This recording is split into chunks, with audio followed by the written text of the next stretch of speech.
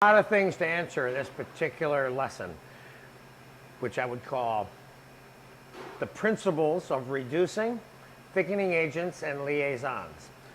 Liaisons, of course, is the French term that means the thing that holds it together, which would be a thickening agent in this case, okay?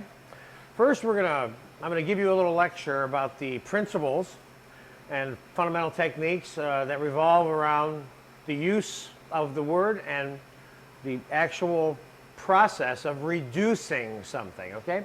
Reducing, let's begin there. Reducing begins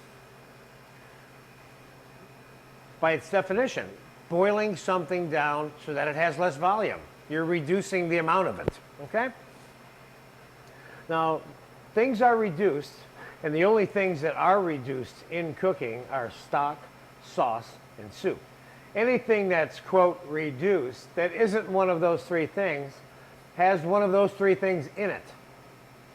Braising liquid, stew, whatever it happens to be, okay? So reducing is primarily devoted for stock, sauce, and soup, and it is done and executed in cooking for only two reasons.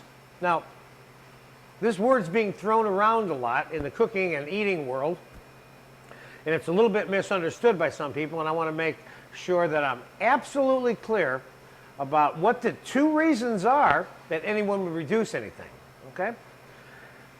The first reason, which I would call it the most important one of the two, and they're both important, okay, is that as something reduces and boils away, the flavor becomes more concentrated. Now, I'm going to give you the best example that I can so that I'm sure that you get this. This is very, very important that you understand this principle, because you're going to impose this principle and put it into your thinking every time you make a stock, soup, or sauce your whole life after you learn this, because this principle is unchallenged and absolute in nature, okay? So I'm going to explain it to you so that you get it really well. The first time I got this, it opened up worlds of cooking for me, and my food tasted better once I understood this. Now, let's assume for a minute that I have 2 cups of brown stock right there, and I reduce this down to 1 cup.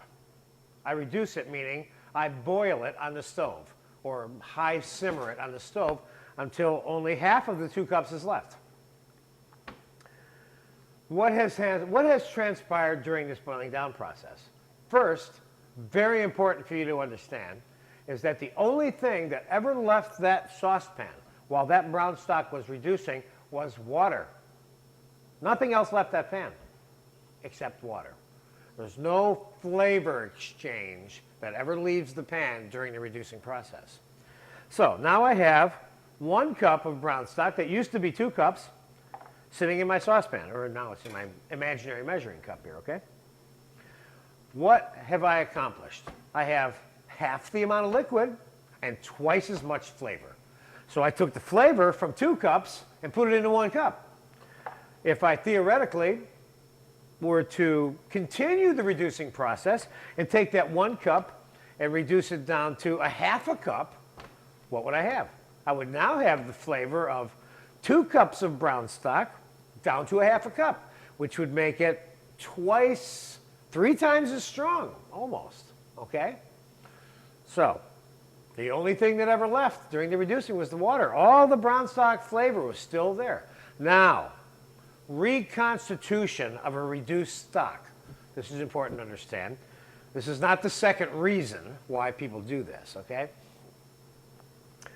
The first reason I said was it increases the flavor and puts it into less volume.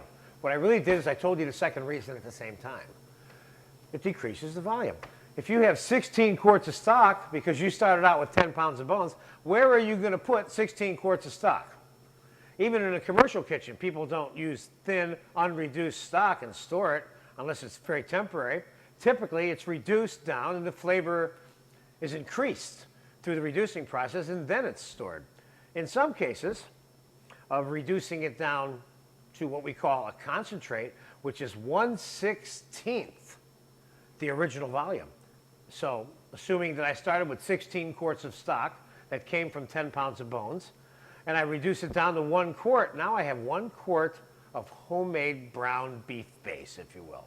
And if it was chicken stock, then it would be chicken base. Okay? Now, if I take that 1 quart, or that half of a cup I have now, whichever example you want to follow here in this lecture, and add the 16 quarts of water back to the 1 quart of reduced stock, or I add the 1.5 cups of water back to the half cup, I'm reconstituting both of these reduced stocks back to their original size. I wouldn't normally do that because the main reason I'm reducing it is for concentrating the flavor, but you're decreasing the volume. So let's say you wanted to have the flavor of 3 cups of brown juice concentrated down into 2 tablespoons so you could season the sauce in a saute pan. This is a way that you can concentrate the flavor and now use this flavor that you made. You made this flavor when you did this. This is not something you went and bought, okay? You make this flavor and then you add it to things in small amounts. Otherwise, you could flood your food with excess amount of stock and never ever get the effects of the flavor of all that stock. So concentrating or reducing, words can be used hand in hand or interchanged, is for 2 reasons. Increase the flavor into less volume of liquid. No other reason. Anybody tells you there's any other reason to reduce anything other than to make it convenient in a smaller container to store it is telling you a story. That's it. So, very important to understand that. And the reason I'm emphasizing it to you the way I am and the importance of it is I have seen professional cooks in the marketplace taking instant chicken broth, adding water to it, and then begin reducing it. They didn't even understand the principles of reduction. So it's very important you understand this. Why would anyone obviously put instant chicken and put more water in it than they needed to and then start reducing it? If they were going to do that, just put less water in. I mean, you know. So anyway, it's very important you get this. All right, so I think you got it now. I'm going to move on. So that would be one of the thickening agents, if you will. This natural reduction process, we're going to stay, in this particular lecture, we're going to stay with the concept of the brown beef stock in its 2 cups, okay? The reducing process itself creates another texture in the juice as it gets smaller and smaller and smaller. Eventually, it will be like glue, so you got to be careful how much you reduce it. There's such a thing as over-reducing, okay?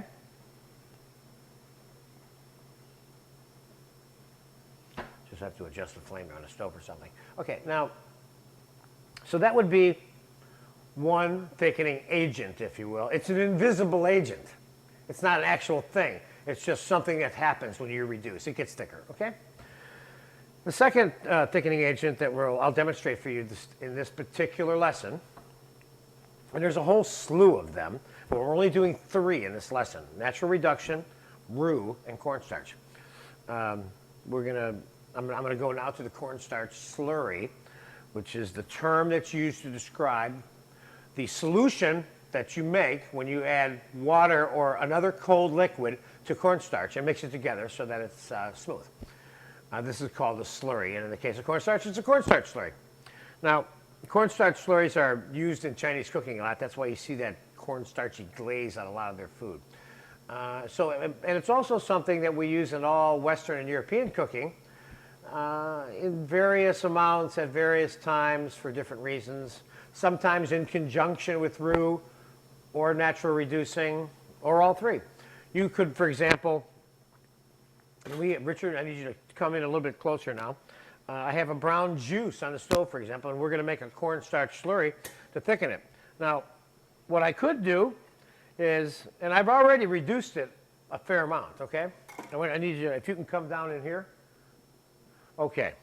I'll tell you what, we're going to come right back. We need to change the tape for a second. We'll come right back. Okay, we just wanted to get one of our cameras positioned so you could see this perfectly, okay? Now, the cornstarch slurry. Now, I'm going to use water, but you could use orange juice or sherry. Chinese and a lot of the Asian cooks use sherry, in fact, with their cornstarch, if they intend to add sherry to the dish. We're going to use water. That would be the standard.